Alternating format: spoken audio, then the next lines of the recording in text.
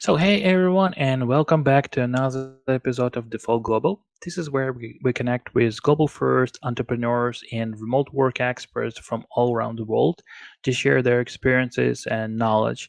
And our guest today is Iwo Szapar, co founder at Remote How and Remote First Institute. Iwa, thanks for joining us today. Thanks a lot for having me. Sure. So before we start, can you maybe tell us more about yourself, about your journey in the field of remote work? As I understand, you started working remotely back in 2017, right? Well before this pandemic happened. So could you share more about your experience in this area? Sure. Actually, the first job that I had in 2011 was remote or like became Oh, remote. okay. So it's been hell of a journey. But in 2017 we launched Remote How, which up until now helped over 2,500 companies make Awesome. remote work. We worked with giants like Walmart, Microsoft, ING Bank, but also with many unicorns and startups, helping them both on the processes, workflows, but also training of their leadership teams as well as individual contributors. So it's been an interesting journey up until March 2020, Hmm. when it was a niche. And Right. then after that, things really changed. So right now, Remote How is a marketplace with remote work and hybrid work experts. Hmm. And last year, we launched the Remote First Institute, which is a not-for-profit organization that is spreading the word about best practices. We have a global community with experts. Hmm. We are organizing events, putting together content, everything to help make work from anywhere. So it's no longer about location, but we're shifting the conversation around how we're doing this work and not where we are producing. Okay, that's awesome. And speaking about this remote work, remote first institute, right? So as far as understood, you started it to challenge this idea of returning to the office, and to establish this, like you mentioned, worldwide guidelines for remote work. But can you tell me more? How does it work? Could you maybe tell us more about the goals, the mission of Remote First Institute? You mentioned that it's not. It's a nonprofit, yeah, organization. So tell us a bit Yes, more about it. ab- absolutely. So basically, since in the last 3 years, there is this cycle of companies trying to get people back to the office, and it's basically a cycle. Like the first cycle was in 2020, then in 2021, 2022, and now it's Hmm. 2023, and we have the same thing happening again, right? So last year we had a bunch of conversation with people that were part of the remote work movement before it went global, and Hmm. we said that hey, we're losing this fight because on the other side you have huge companies, mainly in the real estate business. They're putting millions of dollars into PR and into some weird reports that have a thesis that is aligned with their goals. On the other side, most companies haven't done their job in terms of how they should change internally things. So they were just like waiting for pandemic to be over and then get back to business as usual. So we started to ask ourselves a question: how we can help spread the word, and basically reach as many people as possible that remote work works, but you need to learn how to do it right. But then on the other side, start providing tools and frameworks for companies, but also for consultant helping these companies, so we can increase again the adoption of working from anywhere. So the Remote First Institute operates as a DAO. So it stands for Decentralized Autonomous Organization. We're making decisions collectively. We have voting sessions when we have either new projects or we have honorary or funding members joining. Then there's a third tier of anyone that wants to become a community member, but you need to go through application. So it's a really grassroots movement, although like fully virtual, with a lot of initiatives also driven by members, by ambassadors. It's still powered operationally by remote how, but we are also shifting towards like fully autonomous organization here. So yeah, it's an exciting project with the simple mission that we should really be focusing on fixing how the world of work looks right now, and instead of focusing on the location where this work is done. Because honestly, most of the stuff that you talk about when it comes to remote work best practices, it's really about just best practices in general, right? So that's funny, but we have a lot of legacy to fix. Hopefully, AI will help to speed up the process as well. Okay, yeah, and I'll be happy to become a member of that community if you don't mind. Uh, Of course. okay, so you mentioned this that there are a bunch of companies, businesses in Europe and in the US, kind of asking everyone to come back to the office, right? So, with that, what do you think? What do you think will happen with remote work in the future, and how might it change maybe hiring practices around the world? Will we have the situation maybe in 5 years when remote work will be a sort of geek oriented industry, you know, for some specific companies, or it will be some maybe common practice even for large companies that will be kind of regulated maybe on the government level? How do you think this?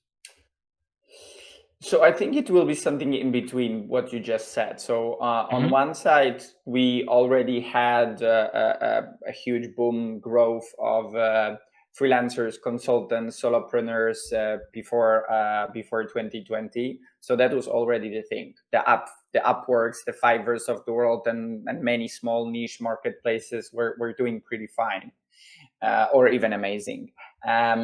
So that's definitely something that will grow. And the acceleration here is driven by the aspect that more people started to realize that they want to have more independence. They want to be the driver of their career, and not the company that they work for.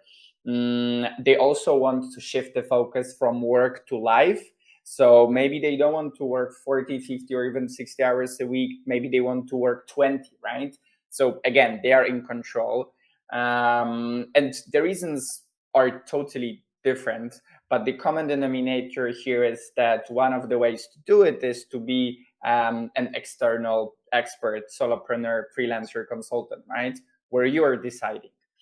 And then on the other side, to your point about like large companies or just like organizations, so there will be, I think at the end, there will be two groups. So one group will be the forward thinking, no, the today thinking companies that are making the effort to change internally. So then they can be open to hire talent from anywhere in the world, because for them it will be no longer about location. They will have a very good company culture, asynchronous first communication.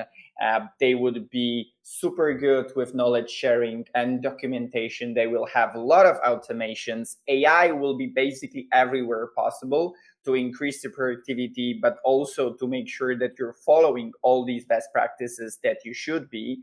And the list goes on and on, right? And then there will be this group that will be shrinking over the time, but right now this is still the majority, that doesn't believe in the true future of work, where in this future it's about the outcome, where it's about having, like, enjoying your work, and having a saying in how it looks like, and not just doing what you're told. But this number will be right now growing, but as we have more and more companies adopting the work from anywhere model, we can say it, then there will be more competitive when it comes to talent attraction and talent retention. So there will be like an ongoing battle. Bottom line is, if you're a talent that is very much needed on the market, you will have the final saying. So if you're an engineer, if you work in product, etc., basically today you have a saying, and in the future you will have even more to say, how your career would look like.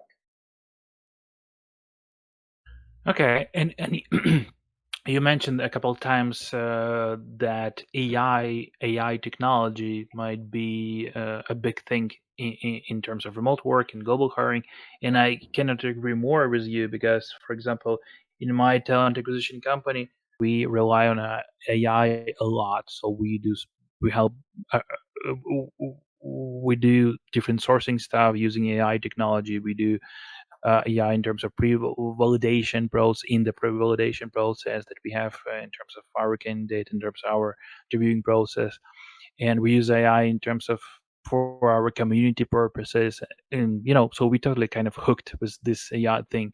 So maybe can you give us some examples from your point of view? What specific AI tools or things entrepreneurs who are global first, who are remote first, can implement right away, like today?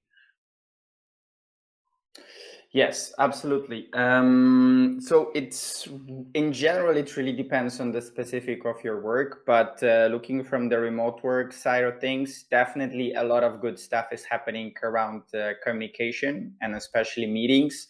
So meeting recaps, transcripts, AI introduce. There's a lot of this the burden that you can optimize around meetings. That's for sure. Then the second thing around knowledge sharing and documentation, Notion introduced earlier this year, Notion AI, which helps a lot in like speeding up the process of managing your documentation, content creation, their processes, etc. So that would be the second thing. Then obviously when it comes to any type of research, analysis, having pretending to have a conversation with an expert, brainstorming stuff. This is obviously ChatGPT, but 3.5. No, you should invest these like $20, which will probably go down this year. But right now it's $20. This is a game changer because basically any type of problem, any type of question that you have, it might be fixed by the idea from AI, right?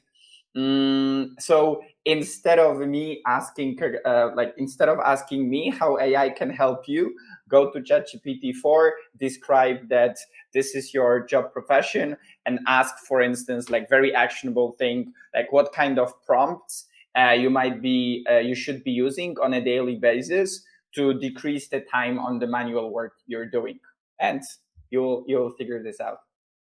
Yeah, this is a good one. That's a good one. This funny thing, as I said, I use AI a lot, and at the end of the day, I just noticed that I'm using ChatGPT, and I ask ChatGPT to write a prompt that I need, to solve Exactly, some stuff, exactly. and that's crazy. Okay, so cool. And you mentioned that you've been advising number of companies, right, including like some well-known brands like Walmart, Hmm. Microsoft, right? So, um, as far as understood, you are more focused on building some remote first practices, remote first policies, and stuff like that. But what about like a remote hiring, global hiring? Maybe what are some common criteria or factors that companies should consider when hiring globally? Can you give some advice? Yes, sure. So first of all, make sure that you're operating well within your current setup. So I would strongly encourage everyone to run a certain remote work audit, hybrid work audit, just audit how you're operating right now, because hiring from abroad from a different country, from a different continent, is a totally different ball game, and it's just harder. So make sure that you're doing this good within the current environment. So that would be the step number one. Then what I also would advise is to make sure that you're taking into consideration the culture differences, that you really understand the market where you would like to hire someone from. It doesn't matter if it will be one person or 100 people, but even this single individual, you need to make sure that you're creating an environment that is understanding this culture, that is supporting this culture. And by understanding and supporting, I mainly mean not just processes that you will build with hiring and onboarding, and you will choose this EOR and not that one. But especially that people know how to work in the cross culture workplace. That's extremely important. There are small things on a day-to-day basis that you should know when someone has national holiday, etc., etc. So those are like small but really important things to understand as well. So the overall conclusion, when you're deciding to do it, you need to put a lot of resources. So like at least be cautious about investing time and resources over the time into making sure that these people will truly become the part of your company and not some kind of random contractors. They're just executing your tasks. Yeah, that's a good one, especially the last advice that you gave. I totally agree. So with all my clients, I suggest the same. So if you're looking for someone, you should look for not a freelancer, not a Yeah. kind of offshore specialist, professional developer. You're looking for someone who will become a part of your team, who will impact your Yep. culture, and yeah, so that's a good one. I agree with that. Um, in Let's talk a bit about this hybrid work, right? So I talk a lot with different remote work experts. I talk a lot with different entrepreneurs who are running global first and remote first companies, and I see like two different groups, two different camps. On the one hand, we have someone who say, okay, so hybrid work is great. I mean, you should just find the way how to do this. And other groups just they say hybrid work is something that simply doesn't work and you should avoid this. So what is your take on this? What do you think about this? Yeah, I would quote the CEO of Doist, so one of the best remote first companies that exists in the world, and he was a Hmm. true practitioner and early adapter. So Amir said to me once that hybrid work is kind of similar to hybrid cars. So it's not as bad as the one that is running on Hmm. gas, but it's not as ideal as the electric one in terms of the environment, right? Looking at the CO2 emission, not of course that the aspect of like producing batteries, etc. Hmm. And I think this is exactly what's happening and what would be the answer. So hybrid is rather temporarily okay-ish solution, Hmm. but hybrid requires way more work that needs to be done always to build this equal playing field, right? Because this is one of the biggest challenges of hybrid, that you need to make sure that whatever happens in the office for the people that are on this day there, um, there is a digital footprint of this. So then at the end of the day, the single source of truth, what is going on within the company, what are the updates, etc., etc. It's all there. So I would say that hybrid is doable. It's just harder, and I understand that some companies um, cannot move to remote first, or like remote only, like to remote first, yes, but like all remote, this would be a too big of a change to like get rid of offices, especially the huge companies, right? So this will be more of a process, but companies up to a couple of hundred people, like this is the group that mainly went all remote during the pandemic. So it's doable. It's just a question of which easier for your setup.